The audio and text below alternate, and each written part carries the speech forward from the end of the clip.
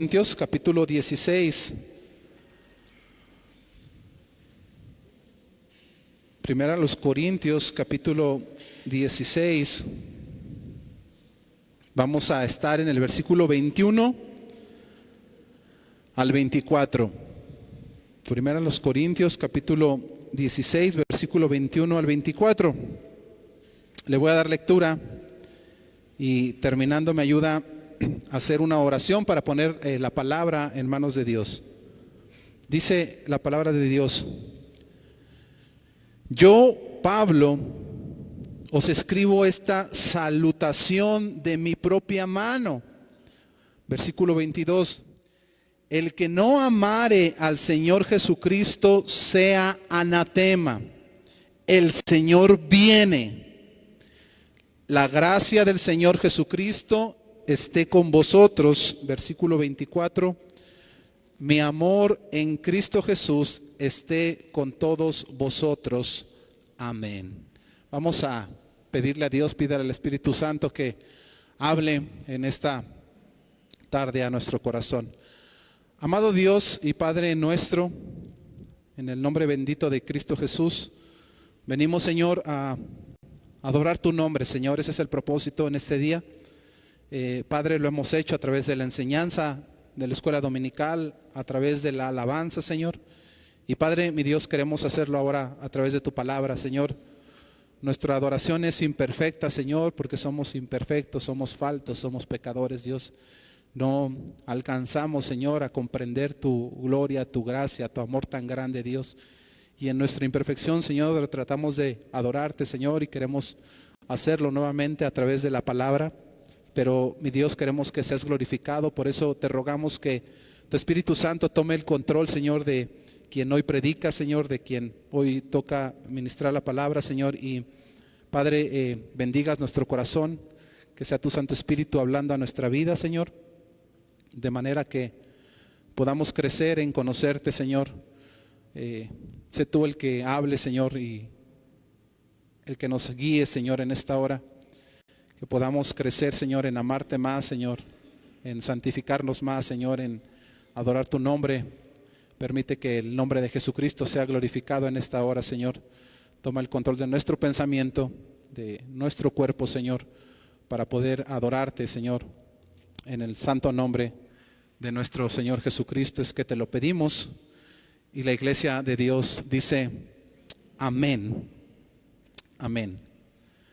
Mis hermanos, gloria a Dios.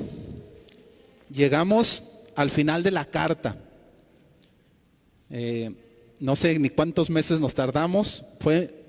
Estoy seguro que fue más de 1 año y medio. Y si Dios lo permite, hoy vamos a terminar este estudio de la primera carta de Pablo a los Corintios.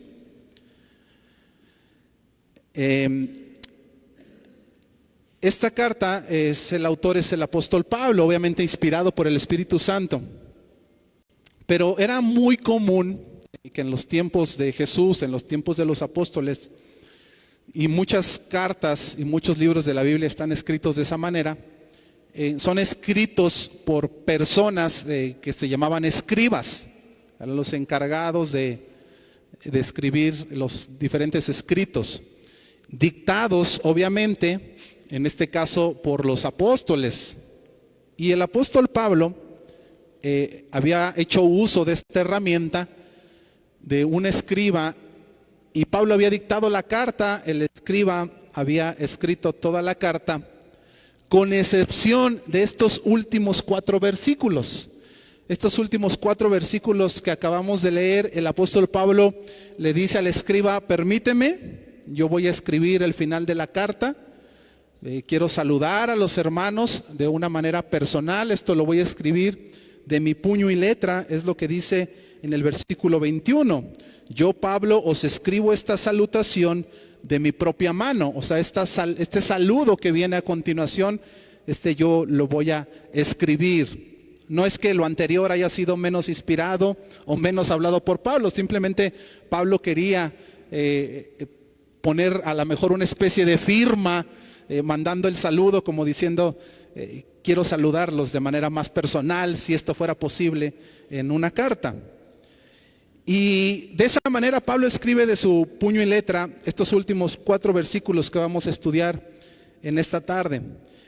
Pero aunque son 4 versículos, mis hermanos, son versículos muy profundos en los que vamos a meditar hoy. Y son profundos porque el apóstol Pablo da una severa advertencia a la iglesia.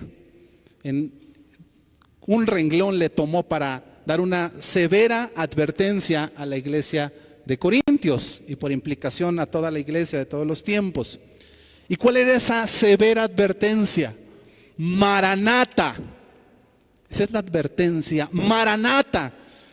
¿Y eso qué quiere decir? No me esté diciendo maldiciones, hermano. Maranata significa Cristo viene. Cristo viene. Eso es lo que anuncia el apóstol Pablo al final de la carta. Y es lo que da el título al mensaje de hoy. Es lo que queremos estudiar en esta hora. Queremos meditar, reflexionar precisamente en esto, Maranata, en el regreso de Cristo. Y toda la enseñanza va a estar basada en lo que dice el apóstol en el versículo 22. Quiero volver a leerlo. El que no amare al Señor Jesucristo sea anatema. El Señor viene. Ahí usa de hecho hay algunas Biblias que en lugar de traer esta frase, el Señor viene, dice Maranata. Entonces de ahí el nombre, ¿verdad? Mi Biblia lo trae ahí a pie de página. Y esta es una advertencia que da el apóstol Pablo específicamente a un grupo de personas. O sea, no es que le está diciendo a todo mundo, Maranata, Cristo viene. No, dice, al que no amare al Señor Jesucristo, o sea, para ti va esta advertencia, el que no amare al Señor Jesucristo, luego viene un juicio, dice, sea anatema, o sea, sea maldito. Anatema quiere decir maldito, o sea, maldito por la eternidad, va al infierno. Y para esa persona es esa advertencia, el Señor viene. O sea, no es como una palabra de gozo de Pablo que dice, vamos a gozarnos porque el Señor viene, sino más bien es como, iglesia, cuidado con la vida que están llevando, el Señor viene. Ese es lo que hay en el corazón de Pablo, esa es la expresión. Si él lo pudiera hablar, lo estaría diciendo de esa manera. Ahora, ¿qué significa esto de el que no amare al Señor Jesucristo? Yo tengo que entender si esta palabra es para mí, porque yo puedo poner desde el principio y decir, bueno, yo sí amo a Cristo, entonces, pues hay para los que no los aman, pues para ellos advertencia, para mí ya no, listo, mi hermano, estoy libre, ¿no? Pero es mucho más profundo que nada más este texto de el que no amare a Cristo. La palabra que usa el apóstol Pablo aquí para referirse a el que no amare a Cristo es una palabra que en el idioma original, en el griego, se escribe o se pronuncia fileo. En el griego, mis hermanos, la palabra amor se traduce de diferentes maneras. Por ejemplo, en nuestro español, cuando nosotros hablamos de amar, nosotros usamos amar indistintamente para hablar cualquier cosa. Por ejemplo, nosotros podemos decir yo amo a mi perro, pero es la misma palabra que yo digo para decir yo amo a mi esposa. Yo amo a mi trabajo, yo amo a la iglesia, yo amo el sol, yo amo las nubes, yo amo, y no tenemos más contexto, yo amo a mis hijos, yo amo a mis hermanos, y usamos la misma palabra para diferentes situaciones. Pero en el idioma original, en el griego, mis hermanos, los griegos usan una palabra diferente para amar, dependiendo de a qué se refiera. Por ejemplo, cuando se habla de un amor de pareja, se habla de un amor eros. Yo eros a mi esposa, yo amo de una manera diferente a mi esposa en una relación. Por ejemplo, el amor entre un amigo es el amor filial. Yo tengo un afecto por mi amigo. El amor ágape, yo tengo ágape, eso es un amor incondicional. Quizá pudiéramos decir el amor de una madre a un hijo, es un amor ágape, porque los hijos a veces son como son y no importa, la mamá dice yo amo a esa persona. Está el amor storge, que es un amor entre una familia, un hermano, por ejemplo. Yo tengo ese tipo de amor. Bueno, Y la palabra que usa aquí el apóstol Pablo, esto es importante para explicar el punto de Pablo, es la palabra fileo. O sea, dice, los que no amaren a Dios, los que no tuvieran por lo menos un afecto a Cristo, sean malditos, están destinados al lago de fuego. Y quiero que notes que Pablo no usa la palabra ágape, por ejemplo, que la palabra ágape es más fuerte, habla acerca de un amor incondicional. Nosotros quizá pudiéramos esperar decir que Pablo dijera, el que no ágape a Cristo sea anatema, o sea, el que no ame a Dios de una manera incondicional sea anatema. Sin embargo, Pablo dice, no, el que no tenga afecto por Cristo sea anatema. Y entonces va cobrando un sentido diferente el enunciado que dice Pablo aquí. ¿Y cuál es la diferencia entre estas dos cosas? ¿Qué es lo que nos está tratando de decir? Bueno, quizá con la siguiente ilustración nos va a quedar claro lo que Pablo está hablando aquí. Cuando el Señor Jesús va a buscar a los discípulos y al apóstol Pedro, porque hace énfasis de los discípulos y Pedro, después de haber resucitado, cuando el Señor Jesús es arrestado, los discípulos se regresan a pescar, como que querían olvidar lo que había pasado, no sabían qué hacer. Ellos se van otra vez, regresan a su antiguo trabajo, se van de pesca. Y el Señor Jesús, después de resucitado, va y los alcanza a una pesca milagrosa. No habían podido pescar en toda la noche y dice el Señor Jesús, tiren la red del otro lado.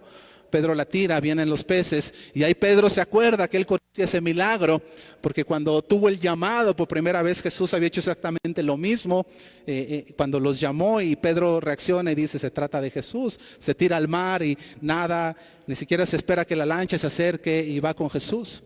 Y el Señor Jesús tiene ese encuentro con él donde le dice, Pedro, ¿me amas más que a estos? ¿Han leído la historia? Está en el Evangelio de Juan. Y Pedro le dice, sí Señor, sí te amo.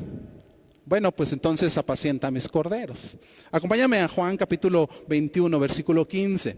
El Evangelio de Juan capítulo 21, versículo 15. Nada más vamos a leer ese versículo, pero esto lo repite 3 veces.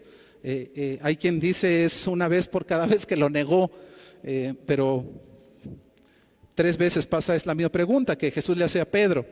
Juan 21:15 dice, cuando hubieron comido, Jesús dijo a Simón Pedro, Simón hijo de Jonás, ¿me amas más que a estos? Le respondió, sí Señor, tú sabes que te amo. Él dijo, apacienta a mis corderos. Ahora, quiero que pongas atención. En nuestro español dice, te amo, ¿me amas Pedro? Y Pedro dice, sí te amo. Pero en el idioma original, y esto nos va a referenciar a lo que Pablo está diciendo, el Señor Jesús dice, Pedro, me agapo, o sea, ¿tienes un amor ágape por mí? ¿Tienes un amor incondicional por mí?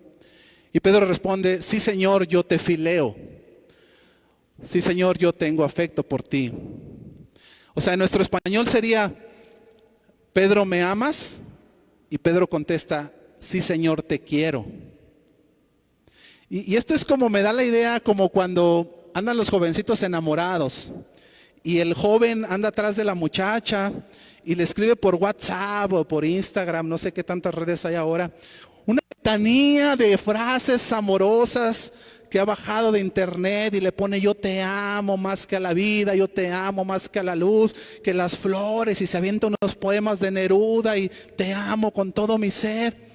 Y le escribe como 30 renglones y luego la muchacha nada más le contesta TQ. ¿Qué quiere decir eso? Te quiero. O sea, así como, pues yo también, pero no tanto como tú. Yo te quiero poquito, ¿verdad? ¿A cuántos les han hecho ese mensaje de que andas inspirado y te contestan, ok, o la otra, ¿verdad? Y dices, ¿qué le pasa, verdad? Bueno, mis hermanos, esto es lo que está pasando aquí con Pedro y con el Señor Jesús. El Señor Jesús le está diciendo, Pedro, ¿me amas? Y Pedro dice, sí Señor, yo te quiero. Y mis hermanos, el tema es este. Jesús no rechazó ese amor de Pedro. O sea, Pedro le está diciendo, yo tengo afecto, Señor, pero Jesús aún dice, eso es lo que necesito, Pedro. No importa, la tarea que te necesito, con eso basta. Pedro, apacienta mis corderos. No importa que no me ames, Pedro, lo que necesito es ser amado, lo que necesitas amar. Por el momento, esto es suficiente. El amor que tú tienes ahora alcanza para la tarea que te voy a dejar.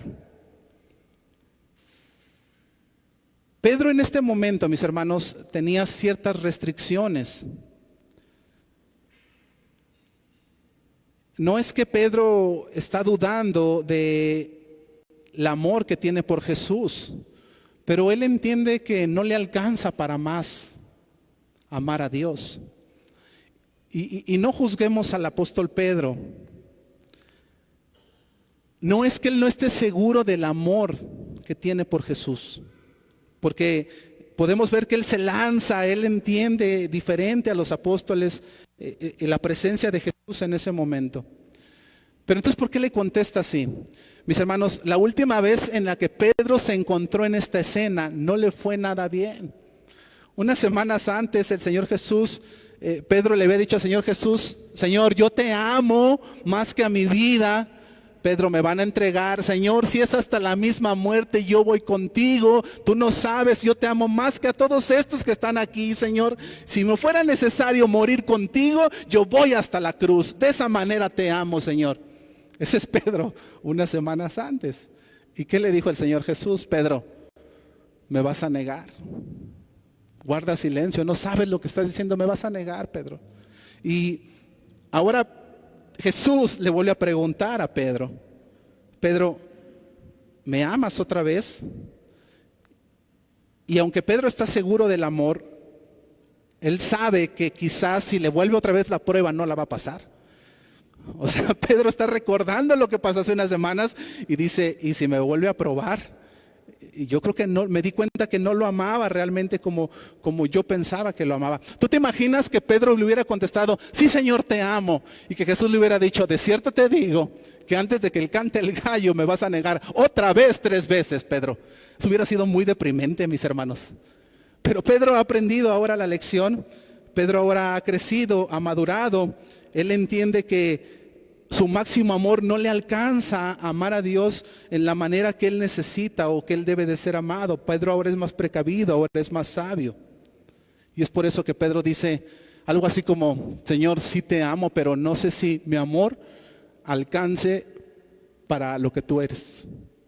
O sea, te quiero mucho, pero de verdad, si viene una prueba, no sé si pueda superarla. Ese amor no me alcanza por ti. Ahora Pedro está siendo más sabio que antes. Y mis hermanos, nosotros muchas veces hemos estado en los zapatos de Pedro. Es fácil juzgar a Pedro a la luz de casi 2000 años y decir: ¿cómo Pedro negó a Jesús? Pero mis hermanos, ¿cuántas veces nosotros hemos estado en la alabanza, en la adoración y le decimos al Señor: Señor, te amo? De hecho, hasta cantamos alabanzas: Cristo, yo te amo. Cristo, eres todo para mí, aquí está mi vida. Y lo declaramos con nuestros labios, quizá en oración: Señor, aquí está mi vida, tómame, yo estoy para servirte en lo que yo pueda, Señor, te adoro con todo mi corazón, aquí está mi ser. Y salimos gozosos y no vamos apenas a una cuadra de la iglesia cuando ya le fallamos al Señor. Ya nos enojamos con la esposa, ya pasó un carro y no la rayó y nosotros también lo saludamos. ¿Y dónde quedó lo que le acababas de decir al Señor hace unos momentos? ¿Dónde está ese amor que le acababas de declarar? Y entonces, quiero que te des cuenta que nosotros tampoco nos alcanza a amar al Señor de esa manera. Más bien lo amamos como Pedro, pero es fácil decirle a Dios que le amamos en medio de la adoración, cuando no hay pruebas, cuando no hay tempestad, cuando el mar está tranquilo. Pero cuando se viene la tempestad y la tormenta, mi hermano, ahí es difícil decir: te amo, Dios. Y no porque no lo podamos decir, sino que demostremos con nuestra vida que realmente estamos amando al Señor. Es por eso que Pedro contesta: sí, Señor, sí te quiero. Ahora, el tema, mis hermanos, es que aún con ese amor, el Señor Jesús confía en Pedro y le encarga el rebaño. El Señor Jesús trataría después con el corazón de Pedro. Él sabía que Pedro iba a ser modificado en su corazón y que unas semanas después Pedro llevaría el estandarte con una cartulina grande que dice: yo amo a Jesús. En medio de un pueblo romano, en medio de un pueblo judío que quería matar también a Pedro y que habían matado al Señor Jesús y que odiaba a los cristianos, ahora Pedro había crecido lleno con el Espíritu Santo y él entendía que amaba a Jesús de una manera ágape. Ahora Pedro en Hechos capítulo 2, si tú lees más adelante, entiendes que Pedro llegó a ese nivel de amor al grado de decir, Señor, ya no me importa mi vida, yo simplemente te amo y mi vida es para servirte, para dártela. Ese es ahora Pedro, después de esta pregunta y después de todo lo que pasó. Ahora, ¿qué tiene que ver todo esto con la enseñanza del apóstol Pablo a los Corintios? Regrésate nuevamente al versículo 22 del capítulo 16 de la carta a los Corintios. Dice el apóstol Pablo, y esta es la enseñanza, mis hermanos, del pasaje. Versículo 22, el que no fileo al Señor Jesucristo, o sea, el que no tenga siquiera un poco de afecto a Cristo, sea anatema, va a ser maldito por una eternidad. ¿Qué está diciendo el apóstol Pablo? Lo que Pablo está diciendo es que si una persona ni siquiera le alcanza para tener un poco de afecto a Jesús, mucho menos le va a alcanzar a amar a Jesús como debe de ser amado. Ni siquiera te alcanza a tener un poco de interés con Cristo, ya no tienes esperanza. Pablo está hablando aquí, mis hermanos, a aquellos que no son cristianos, a aquellos que no les interesa a Dios, aquellos que ni siquiera tienen un poco de afecto por Dios, algo que les mueva, que les interese. No está hablando a los más santos, no está diciendo los más consagrados, está hablando a aquellos que ni siquiera tienen un poco de interés en Cristo, ni siquiera un amor afectivo como el que le pudiéramos tener a un vecino que conocemos de hace muchos años. Dice Pablo, estas personas que ni siquiera les interesa un poco Cristo, su destino es ser anatemas, es ser maldecidos por una eternidad. Pablo está hablando aquí a las personas que les da igual venir o no a la iglesia. Pablo está hablando a las personas que les da igual orar en la semana, que les da igual si se comportan como un mundano allá afuera, aquellos que no les interesa el pecado, aquellos que quizá vienen a la iglesia, pero a lo mejor vienen por quedar bien con la esposa, para que no me esté diciendo en la casa que por qué no voy. Aquellos que a lo mejor les vienen pero por quedar bien con los padres, porque me están obligando, pero si por mí fuera yo no iría, realmente no me interesan las cosas de Dios. Su corazón no está en el estudio, no está en la palabra de Dios, no está en la alabanza. Esa persona que es indiferente a Cristo, esa persona que está más interesado en las cosas de afuera, esas personas que dicen, no, mi tesoro está acá. Y dice la Biblia, donde está tu tesoro está tu corazón. Su tesoro, su prioridad en su vida es quizá el trabajo, quizá la escuela, quizá comprar una casa, quizá edificar, quizá un auto, quizá lo material.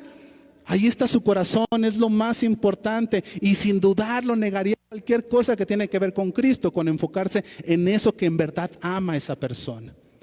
A ese grupo de personas es de los que está hablando Pablo, a esas personas que no tienen ni siquiera un pequeño interés, ¿verdad? Que su corazón está más en las cosas materiales de este mundo, en los placeres, en la diversión, en una pareja. Hay personas que tienen a la pareja aquí, les falla la pareja y caen, porque era un ídolo esa pareja. Si ponían en la balanza, ¿a quién amas más? ¿A Cristo o a la pareja? No, pues fácil Cristo. ¿A qué amas más? ¿A tu trabajo? Fácil ganaba el trabajo. Bueno, ese es el grupo al que Pablo está hablando. Y lo que les dice a ese grupo de personas es que su destino es una maldición eterna. Estas personas son anatemas porque han rechazado el único camino que se les estaba ofreciendo para ser salvos. Y de ahí la advertencia que da el apóstol Pablo. El Señor viene. O sea, te estoy hablando a ti, dice Pablo. Y luego dice, Maranata. O sea, es que Cristo viene. Cristo viene. Algo así como, ten cuidado. Estás destinado a una maldición eterna si no cambias, si no reflexionas. Y mis hermanos, hay dos enseñanzas para nosotros en este pasaje. Dos implicaciones. La primera es que Pablo está haciendo una invitación a todos aquellos que ni siquiera tienen un afecto por Cristo, aquellos que no les interesa Cristo. Una invitación ¿a qué? Pues a arrepentirse, a venir a Cristo. Si nos está diciendo Pablo, Cristo viene y viene a hacer juicio, pues es tu oportunidad. Arrepiéntete. Si a ti no te interesa Cristo, si tú vienes por compromisos, si tú tienes otras cosas en tu mente, si a ti tú vives en el pecado, practicas el pecado, bueno, esta palabra es para ti, dice el apóstol Pablo. Cristo viene. Reflexiona lo que estás haciendo. Es el tiempo. No vaya a ser que Dios te llame a su presencia. No vaya a ser que Cristo venga hoy y pierdas toda oportunidad de salvación. Porque, mis hermanos, la oportunidad de salvación es en vida, no en muerte. Y la segunda enseñanza, la segunda implicación que está en este texto es también una invitación para los cristianos. Porque si tú estás pensando y dices, ay, qué bueno que yo sí amo a Cristo, aunque sea de manera filial, o sea, sí me interesa. No lo amo, ¿verdad? Como Pedro en el día de Pentecostés, pero sí me interesa. Bueno, pero también es una enseñanza para nosotros, mis hermanos. Es una invitación para que como cristianos nos examinemos. ¿En qué? ¿Cómo estamos viviendo nuestra vida a la luz de esto? Y si Cristo viene hoy, ¿cómo estás viviendo tu vida? ¿Estás reflejando tu vida como lo que dices que eres, hijo de Dios? Si Cristo viene hoy, ¿cómo estás viviendo tu vida? Entonces, ve este texto para dos áreas. Al que es inconverso, al que no le interesa de Dios, Cristo viene, es tu oportunidad. Y al creyente también Dios le dice, Cristo viene, ¿cómo estás viviendo tu vida? Esa es la enseñanza que da Pablo al final del texto, mis hermanos. Pablo cierra de esta manera la carta con una severa advertencia. Cristo viene. Qué forma tan fuerte de cerrar una carta. Solamente a Dios se le ocurrió cerrar de esta manera. Cristo viene. Y es por eso, mis hermanos, tan importante esta palabra, Maranata, que es una palabra muy común para muchos cristianos. Hay iglesias, hay ministerios, hay librerías que se llaman así, Maranata, Cristo viene. Es un recuerdo para nosotros de decir, Cristo viene. Y en el tiempo que nos queda, quiero que meditemos precisamente en lo que Pablo está diciendo aquí, de una manera más profunda. Y quiero compartirte brevemente 3 aspectos del regreso de Cristo. 3 aspectos del regreso de Cristo. La enseñanza de Pablo es muy clara, pero vamos a meditar un poco más profundo en lo que implica que Cristo regrese. 3 aspectos del regreso de Cristo. Número 1, Satanás tratará de convencerte que no es verdad. Satanás tratará de convencerte que no es verdad. Acompáñame a la carta del apóstol Pedro, a la segunda carta de Pedro, capítulo 3. Este capítulo es el de los versículos de la Biblia que más hablan acerca del regreso de Jesús. Segunda de Pedro 3, vamos a leer el versículo 3 al 7. Porque los falsos, Satanás va a tratar de convencerte de que lo que está diciendo Pablo en Corintios no es verdad, de que Cristo no viene. Dice la palabra de Dios, sabiendo primero esto, que en los postreros días vendrán burladores, andando según sus propias concupiscencias, y diciendo, ¿dónde está la promesa de su advenimiento? O sea, como diciendo, esa promesa de que Cristo venía, ¿dónde está? No la vemos. Así dicen los falsos. Porque desde el día en que los padres durmieron, o sea, nuestros antepasados murieron, todas las cosas permanecen así como desde el principio de la creación. Así hablan los falsos. No, hombre, eso no va a pasar. No es cierto, todo sigue igual, nada cambia, el mundo sigue completamente igual. Pero ahora viene la enseñanza del apóstol Pedro, dice en el versículo 5, estos ignoran, o sea, esta gente que niega la realidad, ignoran voluntariamente que en el tiempo antiguo fueron hechos por la palabra de Dios los cielos y también la tierra, que proviene del agua y por el agua subsiste, por lo cual el mundo de entonces pereció anegado en agua. Versículo 7, pero los cielos y la tierra que existen ahora están reservados por la misma palabra, guardados para el fuego en el día del juicio y de la perdición de los hombres impíos. Nota que dice el apóstol Pedro, estos hombres ignoran voluntariamente en el versículo 5. Hay otra versión, en la versión Nueva Versión Internacional dice, intencionalmente olvidan lo que ha pasado. En otras palabras, lo que Pedro está diciendo es, estos hombres, a pesar de que saben la verdad, cierran sus ojos como para decir, no es cierto, no existe, si no lo veo, no pasó. Es una canción de la Shakira, ¿verdad? ¿O de quién es? Si no lo veo, no pasó. Así están estos hombres. No, no es cierto, yo lo ignoro voluntariamente, todo lo que me estás diciendo. ¿Por qué, mis hermanos? Porque les encanta vivir en su pecado. Los que no son hijos de Dios desean vivir a su antojo, desean tomar sus propias decisiones sin un remordimiento de que hay una consecuencia terrible para las decisiones que están tomando. Si ellos dicen, sí, Cristo viene, tienen un serio problema en su vida, porque entonces su vida va a condenación. Y entonces, ¿qué es lo más fácil? No es cierto y yo sigo pecando. Por eso los falsos hablan de esta manera. ¿Y qué son las cosas que ellos ignoran a propósito? O sea, que dicen, no, eso no pasa, eso no es verdad. Hay 3 cosas que menciona el pasaje. 3 cosas que ellos ignoran, que saben que están ahí, pero dicen, no es verdad. La primera que ellos ignoran es que los cielos fueron hechos por la palabra de Dios. Nota lo que dice el versículo 5, la primera parte, nuevamente. De ahí de primera de Pedro 3.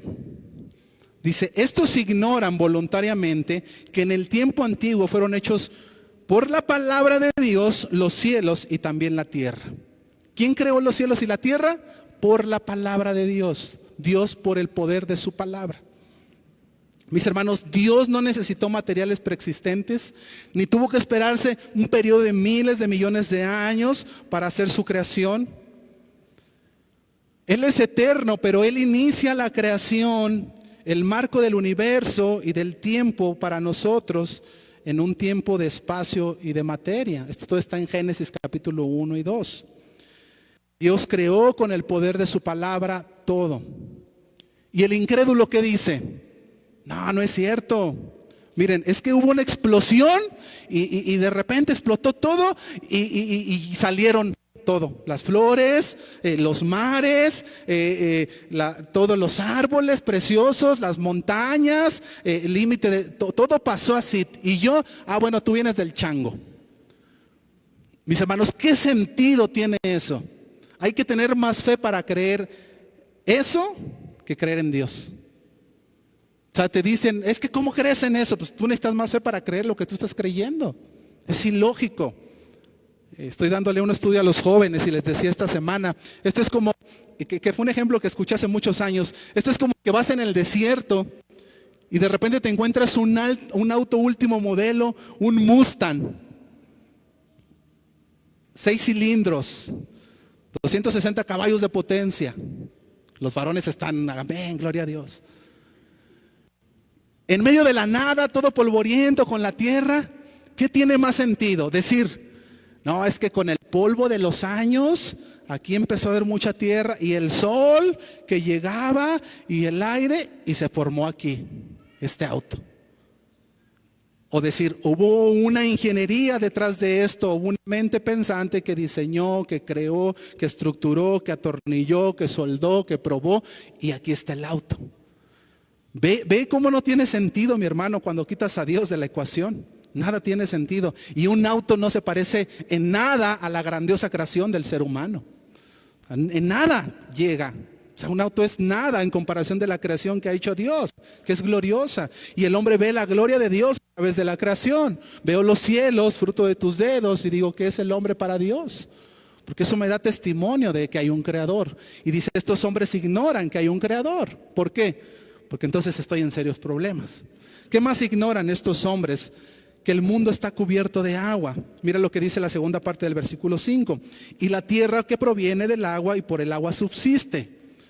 Pedro está describiendo el ciclo del agua casi 1500 años antes de que la ciencia lo descubriera. Y obviamente inspirado por el Espíritu Santo.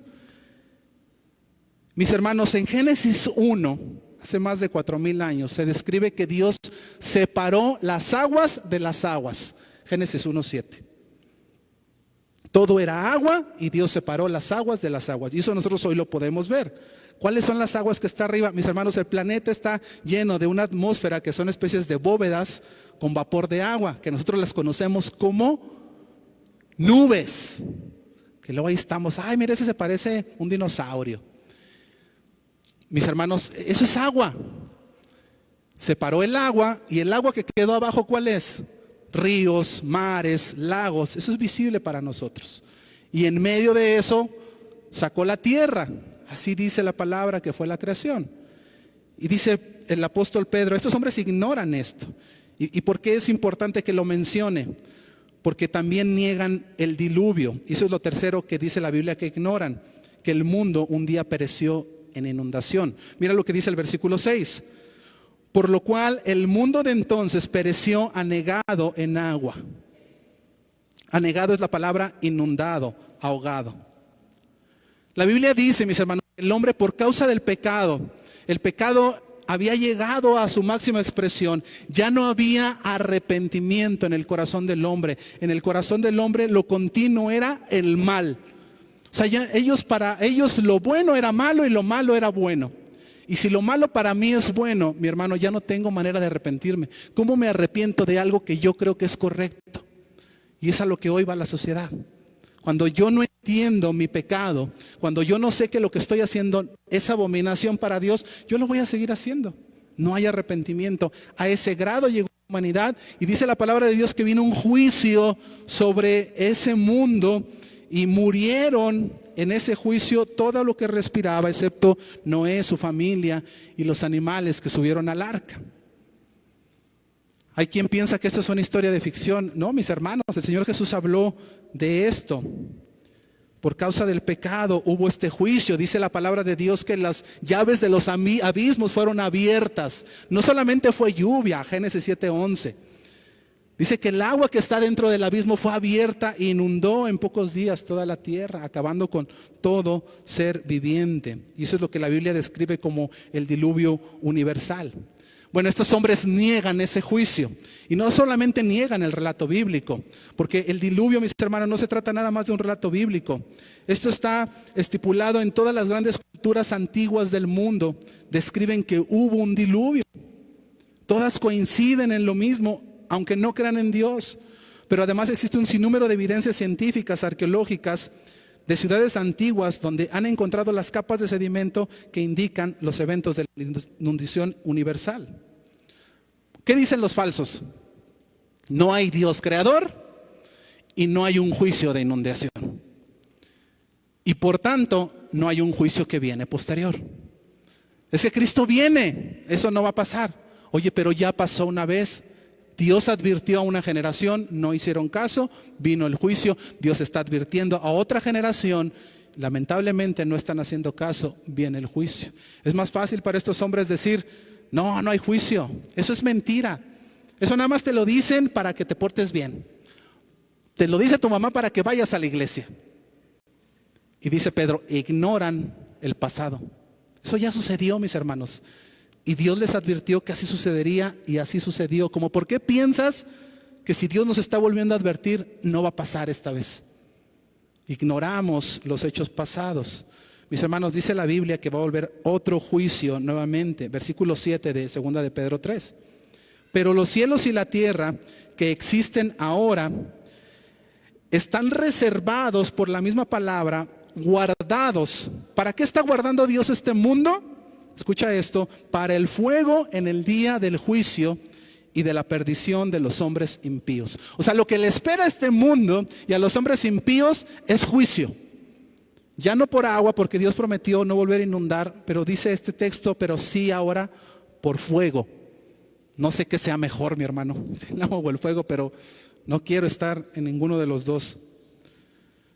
Lo que hoy conocemos, mi hermano, solamente está siendo preservado para ser consumido un día, el día del juicio. Entonces, esta es la enseñanza, mi hermano, de este punto.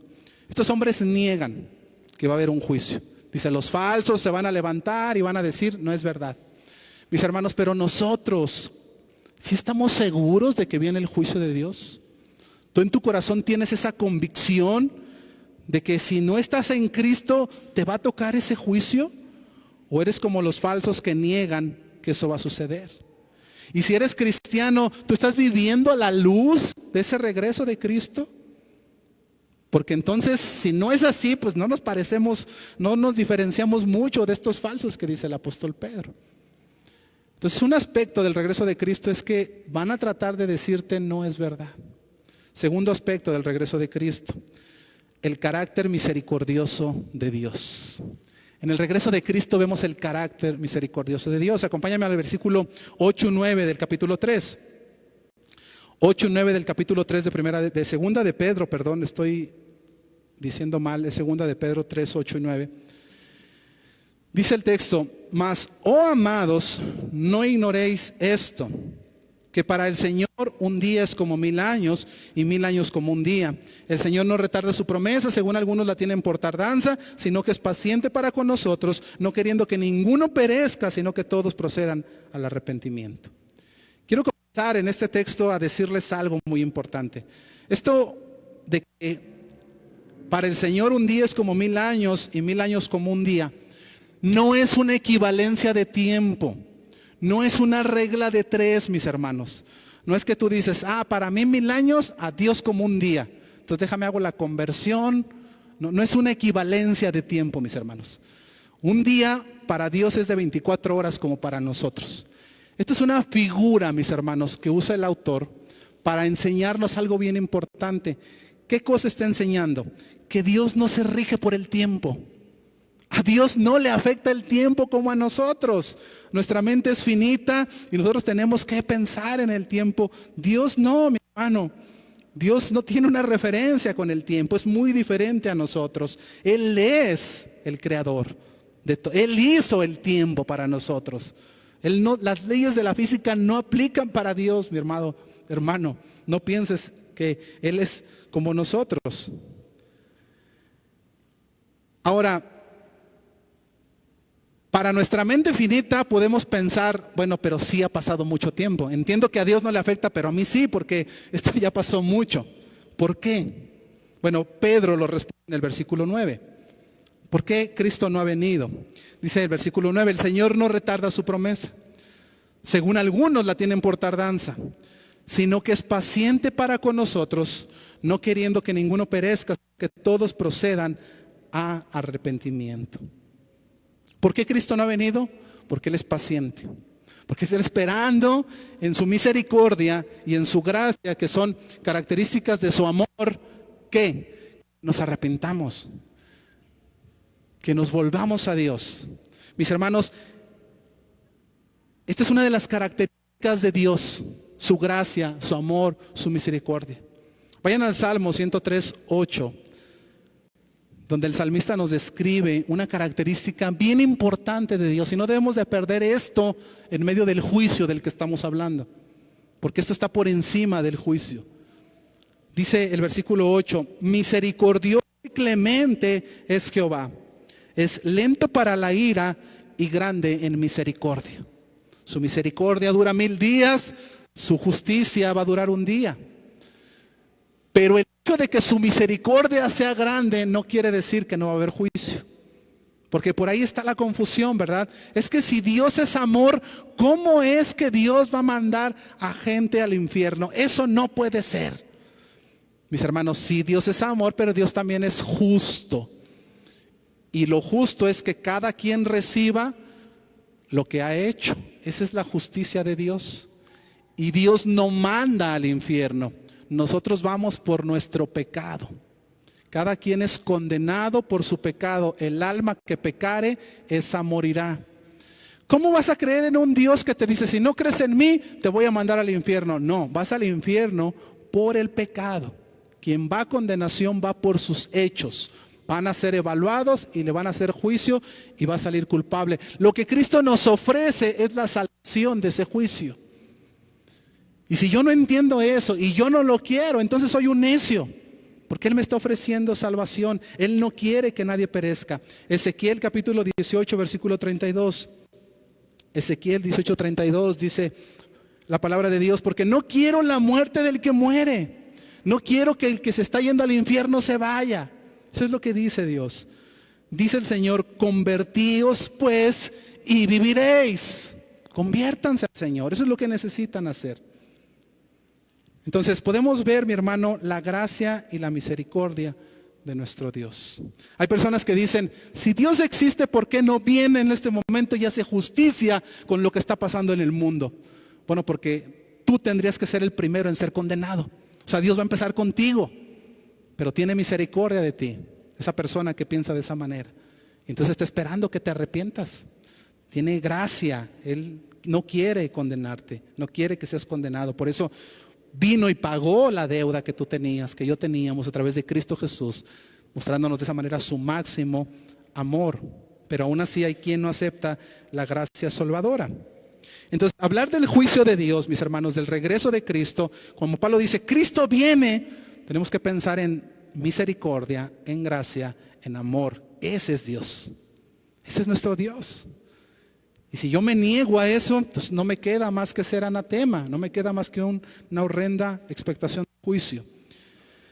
Llevamos dos aspectos del regreso de Cristo. Satanás tratará de convencerte de que no es verdad. Número 2, el carácter de la misericordia de Dios, su amor en que aún no ha regresado. Y finalmente, un tercer aspecto del regreso de Cristo que menciona aquí Pedro es que nadie sabe el día ni la hora. Acompáñame al versículo 10.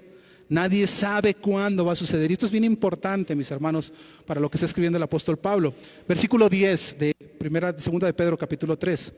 Pero el día del Señor vendrá como ladrón en la noche, en los cuales los cielos pasarán con gran estruendo y los elementos ardientes serán deshechos y la tierra y las obras que en ella serán quemados. Sin importar lo que digan los falsos, esto no va a pasar, no es verdad. Sin importar lo que tú pienses, digas, eso no va a suceder. El regreso de Cristo es inminente. La Biblia lo describe, mis hermanos, el regreso de Cristo como el día del Señor. Es el día del Señor. Cuando tú encuentres en la Biblia la frase el día del Señor, se refiere al regreso de Cristo. Y ese regreso de Cristo, mi hermano, ya no es un bebé en un pesebre a través de una mujer virgen. Cristo viene para hacer un juicio justo sobre las naciones, para derramar su ira santa. Esta palabra día del Señor aparece 19 veces en el Antiguo Testamento y aparece 4 veces en el Nuevo Testamento. Se refiere al día del Señor como el día de perdición, como el día de la venganza, como el día de la ira, como el día de la visitación. Y se refiere al juicio de Dios por el horrendo pecado que hay en el mundo. O sea, no es como que una teoría que podemos pensar, a lo mejor sí, a lo mejor está mal interpretado. La Biblia es muy clara, mis hermanos, cuando habla acerca del día del Señor, del juicio del Señor. ¿Y cómo va a ser ese regreso? ¿Cómo va a ser ese día del Señor? Bueno, Pedro nos deja ver algo. Dice, será como un ladrón en la noche. ¿Cómo llega el ladrón en la noche? Te habla y te avisa, oye, vas a estar el lunes en la noche porque voy a ir a robar para que me invites un cafecito, ¿cómo ves? ¿Sí? ¿Así es el ladrón en la noche? No, no te va a avisar. Será como el ladrón en la noche, está hablando de que va a ser inesperado, no va a ser advertido. No es que vamos a darnos cuenta que Cristo ha venido, que es el día del Señor. No hay manera que nadie se dé cuenta. Es algo que ni siquiera a los ángeles se les ha revelado. Ni siquiera Jesús en su humanidad dijo que Él tenía ese conocimiento. Es como un ladrón en la noche, dice el apóstol Pedro. Pero ¿qué sí sabemos del día del Señor? Hay algo que sí sabemos de ese día. Y a lo mejor algunos están diciendo, denme más información para ponerme listo. Bueno, te voy a dar más información. Mateo 24, 36. Mateo 24, 36.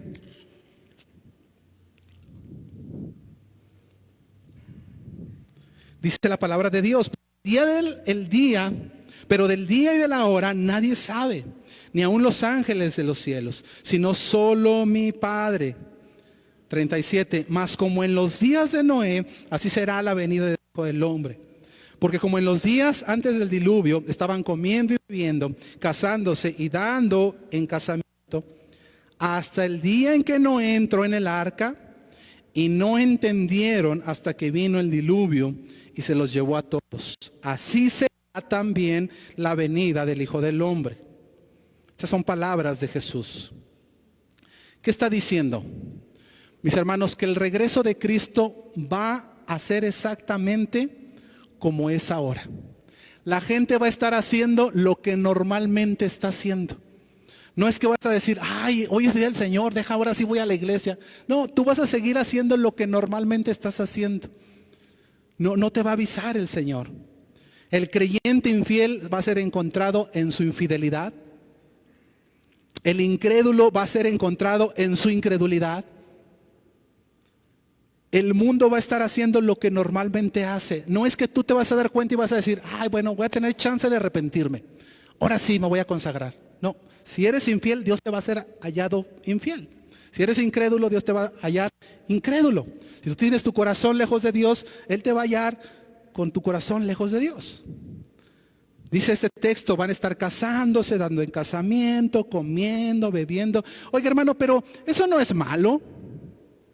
La semana pasada celebramos 2 bodas, una de 50 y una de 14. No es malo eso. ¿Por qué tiene que ver esto con el regreso de Cristo? Lo que está diciendo el Señor Jesús aquí es, la gente va a estar haciendo sus cosas normales, sí, separado de Dios. O sea, sin tomar en cuenta a Dios. Así como está el mundo hoy, así lo va a encontrar. La gente hoy en día, mi hermano, se casa, se da en casamiento, está comiendo, está bebiendo. Todo el mundo anda en sus cosas. ¿Y dónde está Dios en tu vida? Ese es el punto. Porque si Dios no es tu prioridad, entonces Dios te va a dar sin que Él sea la prioridad que tú debías tener. Algunos estarán en la escuela, otros estarán en el trabajo, otros estarán en cosas banales y otros van a estar todavía en su pecado. Así van a estar, así los va a encontrar el Señor. Y entonces la pregunta, mi hermano, es esta. Si Cristo viniera hoy, y voy a decir una imposibilidad, y tú lo supieras, hace una semana se nos avisó, el domingo se preparan porque viene Cristo, listos, se ponen abusados. Y tú lo supieras hace 8 días, mi hermano, hay un par de preguntas o hay varias preguntas que quiero hacer a tu corazón. ¿Cómo habrías vivido el día de ayer, por ejemplo? ¿Cómo habrías vivido esta semana que pasó? ¿Hubieras trabajado menos? ¿Hubieras pasado más tiempo con tus seres queridos? ¿Hubieras acumulado menos? ¿Hubieras valorado más a la gente que está a tu alrededor? ¿Hubieras predicado más el evangelio? ¿Hubieras tratado de enmendar tu vida? ¿Hubieras orado más? ¿Te hubieras consagrado más? ¿Habrías dejado tu pecado? ¿Habrías abandonado tus hábitos ocultos o mundanos? Si la respuesta a alguna de estas preguntas fue sí, felicidades. Ahora sabes lo que tienes que hacer cuando salgas de aquí en esta tarde. Mi hermano, es que cuando analizamos el regreso de Cristo, entonces las ideas de lo importante toman su orden respectivo. Si nosotros pensamos como los falsos, Cristo no viene, vamos a seguir en nuestra somnolencia, dormidotes, que al cabo no pasa nada. Ese es el cristiano, mi hermano, cuando no vive a la luz del regreso de Cristo. Ese es el mensaje de la Biblia, ese es lo que está diciéndoles Pablo al final de la carta. Mis hermanos, Cristo viene. Entonces hemos visto 3 aspectos del regreso de Cristo. Satanás tratará de convencerte de que no es verdad, el carácter misericordioso de Dios y finalmente nadie sabe el día ni la hora. Este es el final de la advertencia del apóstol Pablo en la carta a los Corintios, una advertencia fuerte. ¿Cuál es el propósito, mi hermano, de esta advertencia? Pablo termina, les dice unos versículos después, yo los amo mucho en el Señor. Pues sí, pero ya con la palabrota que nos aventó ahí, ya que recia nos puso. Lees el versículo de Pablo, dice, el versículo 22 de Corintios 16, el que no amare al Señor Jesucristo sea anatema, Cristo viene. Y luego ya dice, la gracia del Señor Jesucristo esté con vosotros, mi amor en Cristo Jesús está con todos vosotros, amén. Dices, Pablo, no te despidas así. Hubieras emitido el versículo 22. ¿Por qué Pablo termina, mi hermano, la carta de esta manera, con esta advertencia tan dura, tan severa? Alguien dijo, mi hermano, que es para que los fieles siempre estemos velando. Mis hermanos, cuando los cristianos no viven a la luz del regreso de Cristo, pensando en que Cristo regresa, normalmente estamos dormidos en nuestros laureles. No nos consagramos, no oramos, no nos congregamos, hay cosas más importantes. Andamos en otras cosas, mi hermano, como vivimos como si el mundo no se fuera a acabar. Vivimos como si Cristo nunca fuera a venir. Ahí andamos acumulando cosas, haciendo un montón de cosas materiales, como si eso no se fuera a destruir. No pude venir, hermano, porque ando trabajando. Oye, pero oiga, no le tocó a trabajar. No, pero ando trabajando en otra cosa, en otro proyecto que tengo. Eso es más importante que adorar a Dios. Como si eso no se fuera a destruir. Es fuerte, mi hermano, esto. Y entonces cuando meditamos en esto, mi hermano, nosotros tenemos que crecer en santidad. Si pensamos en el regreso de Cristo, entonces pensamos en el pecado, pensamos en nuestros hábitos ocultos, pensamos en acomodar lo que es más importante. Cristo viene. Quiero concluir con esto, mi hermano. El apóstol Pedro termina esta enseñanza con el versículo 10. Y lo termina con un contraste, hablando de que Cristo, el regreso de Cristo. Si me puedes acompañar en el versículo 10, dice, pero el día del Señor vendrá como ladrón en la noche, en el cual los cielos pasarán con gran estruendo. Mira cómo describe ese día Pedro. Dice, esto va a suceder, nadie se va a dar cuenta, todo el mundo va a andar haciendo lo que normalmente hace, y luego de repente un estruendo. Y la palabra aquí que usa Pedro se refiere a cuando un madero, a los que les gusta la fogata, cuando truena la madera, pero eso multiplícalo, un gran estruendo, y con ese estruendo, con esa gran explosión, los elementos ardiendo serán deshechos. O sea, todos los pensamientos, todas las ideologías, todo el pecado que hay en esta tierra será quemado, será quitado de repente. Y las obras que en ellas hay serán quemadas también. Las obras, o sea, ¿qué será una obra? Todo lo que vemos, todo lo que hemos hecho. Mi hermano, este texto nos recuerda que todo es desechable. ¿Qué haces tú con las cosas desechables? Cuando comes en un plato desechable, pues lo tiras. Así es lo que vemos. Es desechable. ¿Qué quiere decir esto? Mi hermano, todas las posesiones por las que hemos trabajado van a desaparecer. Hay para los que están acumule y acumule y acumule y no adoran a Dios porque están acumulando. Todos los ahorros que tengan, hay gente que no se come un elote porque dice, no, este es para mi guardadito porque quiero juntar. Y no hablo de, entiendes el tema de la codicia que estoy hablando aquí. Así lo tengas en el banco o abajo del colchón, ¿qué crees? Va a desaparecer. ¡Oh! Mi coca con moneda de 10 pesos también va a ser quemada. Terrenos, la ropa de marca.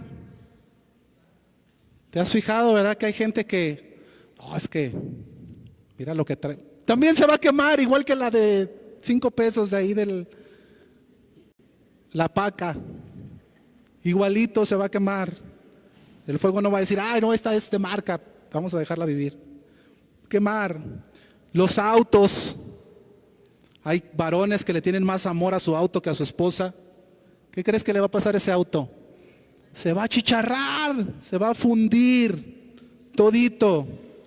Los que usan joyas, que el arete, que el brazalete. ¿Qué crees que le va a pasar a ese de oro que traes? Fundir. ¡Ah! Los que tienen sus negocios. ¿Qué crees que le va a pasar a tu negocio, amado hermano? quemado. Mi hermano, aprende esto. El único esfuerzo que tú vas a volver a ver va a ser el que inviertas en el reino de Dios. Es lo único que nos va a alcanzar, mi hermano. Todo lo demás va a ser desecho. Hay quien le da más importancia a los bienes materiales que a las cosas de Dios, la adoración. Hermano, quítate ese apego de las cosas materiales y enfócate en invertir en las cosas esenciales, en las cosas eternas. Y quiero aclarar, esto no es fatalismo. O sea, no es para que salgas y digas, ya oíste al pastor, ya no voy a trabajar, vieja, que al cabo todo se va a quemar. No estamos hablando de, porque son bien listos para cambiar las cosas. Eso es fatalismo. Eso es como, pues ¿para qué hago algo si de todas maneras todo se va a quemar? No. El que no quiera comer, el que no quiera trabajar, que no coma. Y Dios nos manda a ser administradores de los recursos, buenos administradores diligentes de los recursos que Dios nos ha dado. Pero ¿qué te estoy diciendo, mi hermano? Nada de lo que te mencioné es pecado en sí mismo. Nada. Tener un auto es pecado, no. Tener ropa de marca no es pecado. Tener joyas no es pecado. Tener tu ahorro y ser prevenido no es falta de confianza en Dios. Eres un buen administrador de lo que Dios te ha dado. Nada en eso en sí mismo es pecado. Pero si Dios no es tu prioridad, si Dios no está por encima de eso, si tu corazón no es por lo menos un amor filial como el que Pedro tuvo esa tarde de pesca con el Señor Jesús, entonces tienes un serio problema. Entonces sí tienes que pensar, esto a lo que tengo en mi corazón va a ser destruido.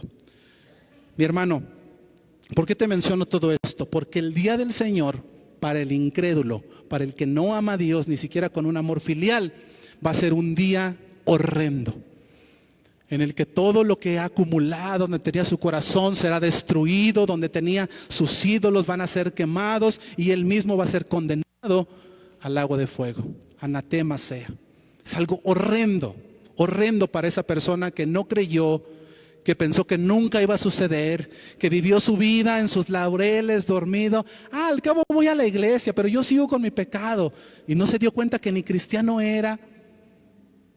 Pensó que era cristiano porque iba a la iglesia, porque servía, pero seguía viviendo una doble vida en pecado. Esta palabra es para esa persona que piensa que por conocer y puede vivir una doble vida está salvo. No, mis hermanos, cuando le entregamos nuestra vida a Cristo, el Espíritu Santo nos lleva a renunciar a lo malo. Y no estoy hablando de perfección, todos somos imperfectos aquí. Estoy hablando de que ya no puedes vivir con ese pecado sin una conciencia que te ataca y que te está diciendo estás mal delante de Dios. Mi hermano, para esa persona y para aquel que nunca conoció a Cristo va a ser un día horrendo, terrible, de agonía. Pero el contraste que hace Pedro aquí es increíble. Dice, sí, pero para los que esperan el Señor, ve al versículo 13. Pero nosotros, hablando de los creyentes, esperamos según sus promesas cielos nuevos y tierra nueva en los cuales mora la justicia.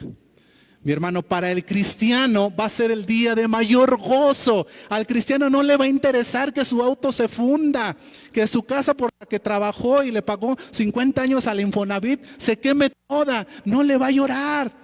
Porque va a decir cielos nuevos, tierra nueva, gloria a Dios, estoy con mi Creador, para esto me preparé toda mi vida, gloria a tu nombre, Señor. Va a ser el día de mayor gozo, de mayor alegría para aquel que ha recibido a Cristo en su vida. Ese es el contraste, ve mi hermano, horrenda expectación para el incrédulo, para el que ha rechazado a Cristo y gran gozo para aquel que con lágrimas quizá ha buscado al Señor. Mi hermano, en ese momento el cristiano va a entender todo, la alegría va a venir como jamás la has experimentado, las cosas viejas habrán pasado completamente, no habrá llanto, no habrá más dolor, Él habrá hecho todo nuevo para que puedas vivir en Él una eternidad. No habrá necesidad ni de sol ni de luna, porque la presencia de Cristo llenará todo en todos, el gozo será completo. Ahí le veremos tal cual Él es y le adoraremos cada día. Mi hermano, estaremos en lo que estemos haciendo y de repente el estruendo. ¡Pum!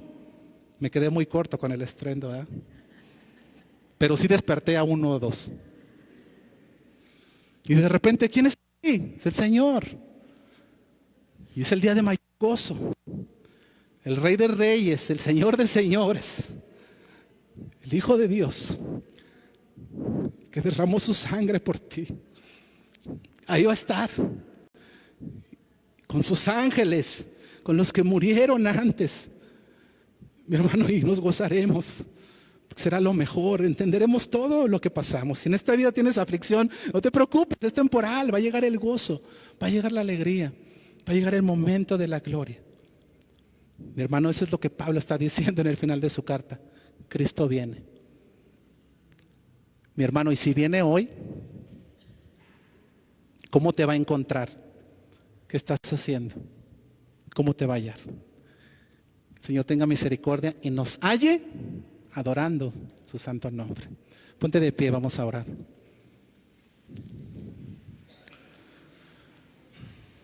Amado Dios y Padre nuestro, en el nombre santo de Jesús, damos muchas gracias, Dios.